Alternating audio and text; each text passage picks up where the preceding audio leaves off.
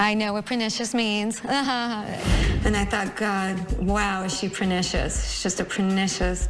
Her behavior was pernicious. I'll leave it at that. Machiavellic? No, it's Machiavellian. And, you know, based, you know, the whole book, you know, The Prince, and we all know about Machiavellian. And I just felt like, at that time, that Kyle was being a little Machiavellian. Thanks for your... I was pernicious. Lisa. Oh, okay. I'm sorry. You're pernicious. I'm going to have to get a dictionary. Why did you call Faye Resnick the morally corrupt Faye Resnick when you yourself posed for Playboy? There was something done in a limo, and she was showing naked pictures of me in the limo with a group of girls. I did a movie for Cinemax in my early 20s that, you know, unfortunately we do things when we're younger, and it's, you know, I wish I didn't, but yes, I did it. And it's not a hardcore, it's soft. That doesn't make it any better, but... And I got upset when I found out that the girls were in a limo looking at these pictures, and this is why I said that about Faye. We were looking at them. It's out there. I mean, I'm not going to lie. I think if anybody was sent something like that, they'd be shocked. I think that was set up and premeditated, because you don't just... That wasn't premeditated, Camille. It's out there. You did that. I invite her to a dinner party at my house with Faye Resnick, and this is what they do when they leave in a limo. If we had a big fight, yes. Okay, we're gonna talk about the... We're going to talk about that party. To say that somebody is morally corrupt when you've done softcore porn, whatever it's called. Ouch. It is. I mean, why did I come call on. Faye You have the balls of a corrupt? burglar to be throwing rocks like that when you live in a glass house. Coming up. But you're telling me I'm going to take you outside and give you some Oklahoma. Well, she needs to learn some manners, and so we needed to go outside.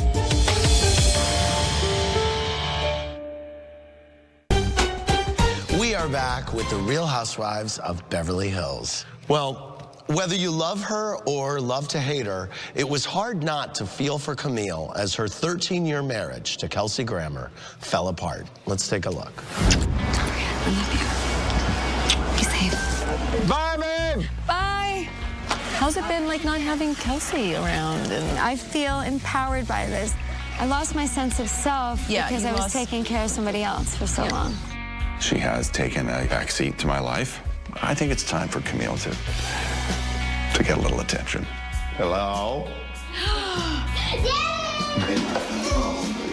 Hey, can I get a little sugar? I'm not going to pretend that, you know, 13 years of marriage is easy all the time. Cheers to the Tonys and to my husband. To Kelsey, that he wins. My husband called me and told me that he was done with our marriage. Is he going to be moving back here?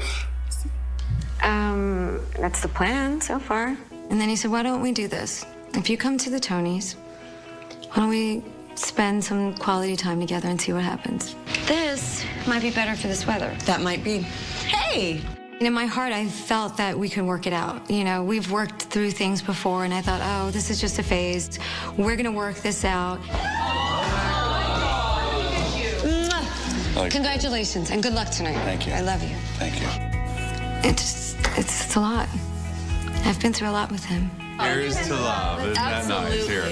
Good luck tonight. 13 years of marriage. There you go, babe. There you go. Cheers. Cheers. I mean, who are you, Mr. Grammer? I'm thinking to myself, who is this man? He's not my husband anymore. Adrienne, you got really choked up from that. Why are you crying? Because she spent time with us together. And I felt bad. To me, they were a beautiful couple, and I feel a lot of sadness for her. Thank you. It's hard to watch for me. And that's what this show is. It's real life, and unfortunately for you, it caught you at a time, probably the most difficult time. The most difficult time, Exactly. and that was really hard because I'm trying to keep it inside and not expose it. And I think maybe that's why I was distant from some of the girls, because I was going through this in my personal life, and I wasn't ready to out it yet. A lot of stuff, you know, that I got over emotional, or maybe some anger did come out. I didn't have a vendetta against you, Kyle, but it was a very, very hard time. So you first knew something was off when? God, the end of February. And when did we start shooting? Right around then. So it was right at the beginning of shooting. Yeah. My husband was always very attentive, and he'd call me several times throughout the day to check in on me. And I know he had a busy schedule with the play, but his phone calls kept cutting back, and then he stopped calling, and then he would just text, and then the text stopped. It's not the Kelsey that I was married to for 13 years. This is another man. And so where do things stand now? We don't speak. You know, I want to speak. I think it's very important for us to have open dialogue and communication. To raise our kids, we need to co-parent, and the only way to co-parent the right way is to communicate. I remember walking into my divorce attorney's office, and he said to me, notice that, you know, your husband's a celebrity. People tend to side with celebrity. Did you lose friends? Some, and I gained others. And it's amazing how my female friends gathered around me have been so strong. They all rallied behind me. So I have to say how important women are in my life and how they've rallied behind me. Doug from East Hartford, Connecticut says, is it true you don't have a prenup? This is true. Yes. Beneficial to you? Yes. That's what my lawyer said. He said, you have a prenup? I said, no. He goes, good for you. Smart girl. Darren from Burbank has a question that I want the answer to. Okay.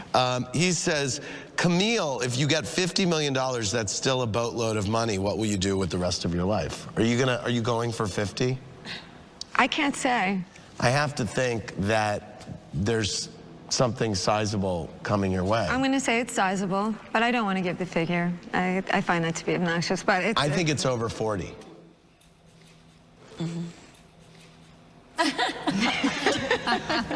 No.